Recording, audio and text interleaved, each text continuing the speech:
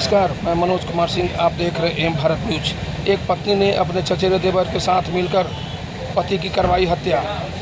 घटना बख्तियारपुर थाना क्षेत्र की रवाइज गांव की है, जहां की एक महिला ने अपने पति को चचेरे देवर के साथ मिलकर हत्या करवा दी।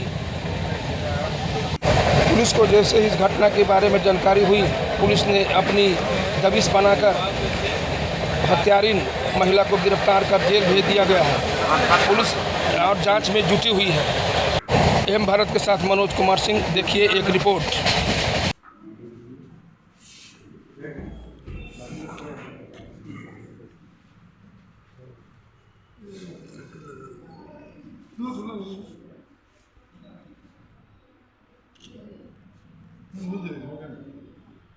सात जुलाई 2025 को बख्तियारपुर के रजौली सड़क मार्ग पर धोबा नदी पुल के पश्चिम दिशा नदी में वहां पर एक अज्ञात शव मिला। और शव की जब सूचना पर हम लोग तुरंत घटनास्थल पर पहुंचे और वहां जब शव की शिनाख्त की गई तो शव बोरे में आधा बंधा हुआ था और शव की पहचान नहीं हो पाई।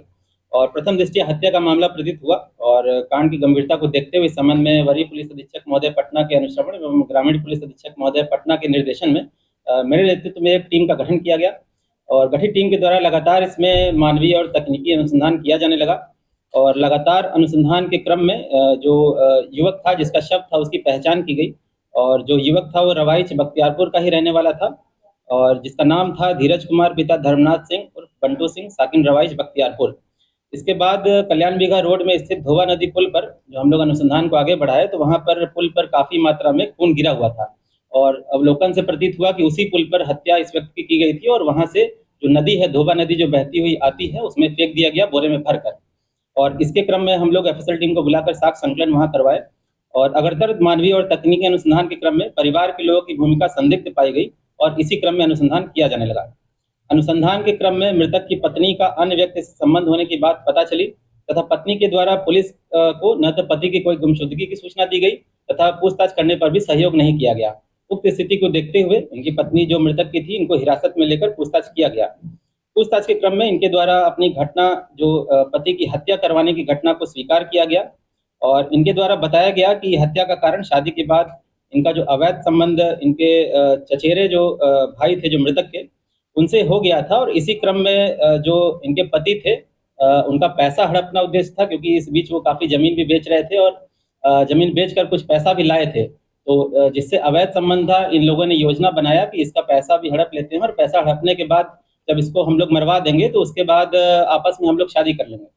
और इसी सब को लेकर अनुसंधान के क्रम में एक अन्य जो है विधि विरुद्ध बालक के बारे में पता चला, जिसके द्वारा इस महिला का सहयोग किया गया था। जो इसके मृतक पति हैं उनको बहला फुसलाकर जो अन्य अभियुक्त थे जिसके साथ मिलकर यह साजिश रची गई थी उनके पास विधि विरुद्ध बालक के द्वारा ले जाया गया। और ये लोग स्विफ्ट डिजायर गाड़ी से उस जो मृतक हैं उनको ये लोग ले गए। ले जाकर बर्थडे के बहाने ये लोग जो पुल है कल्याण बीघा नालंदा बॉर्डर पर धोबा नदी पुल पर वहां पर गोली मारा गया। पीठ में 2 गोली मारा गया था। और गोली मारने के बाद जब ये गिर गया उसके बाद सिर पर चाकू से भी 3-4 वार किया गया। इसके बाद बोरे में भरकर शव को नदी में फेंक दिया गया। नदी बहते हुए आगे किनारे लगा जहां पे पुलिस को बरामद हुआ। तो इस संबंध में ये दोनों अभियुक्त के अतिरिक्त कुल 3 अन्य लोगों की पहचान हुई है और तीनों का नाम पता हम लोग सत्यापन कर लिए हैं जो इस घटना में शामिल हैं गोली मारने और चाकू मारने में। इन तीनों के विरुद्ध हम लोग गिरफ्तारी के लिए लगातार छापेमारी कर रहे हैं। इसमें जो गिरफ्तार अभियुक्त हैं इसमें शालू कुमारी उम्र करीब 22 वर्ष पति धीरज सिंह साकिन रवाइच बख्तियारपुर और इसमें एक विधि विरुद्ध बालक को भी निरुद्ध किया गया है। अन्य 3 लोगों की गिरफ्तारी है तो छापेमारी की जा रही है। जो बरामद सामान है 2 मोबाइल और कैश बरामद हुआ है 2,43,500 रुपये। ये कैश संभवतः जो इनके पति थे उनके द्वारा ही जमीन बेचकर जो पैसा इकट्ठा किया गया था उसको गिरफ्तार महिला के द्वारा छिपा कर रखा गया था, जिनकी निशानदेही पर कैश को विधिवत जब्त किया गया। और इसके बिंदु पर भी हम लोग अनुसंधान कर रहे हैं किसका कैश था और किस परिस्थिति में महिला के द्वारा छिपा कर रखा गया। जैसा कि महिला सशक्तिकरण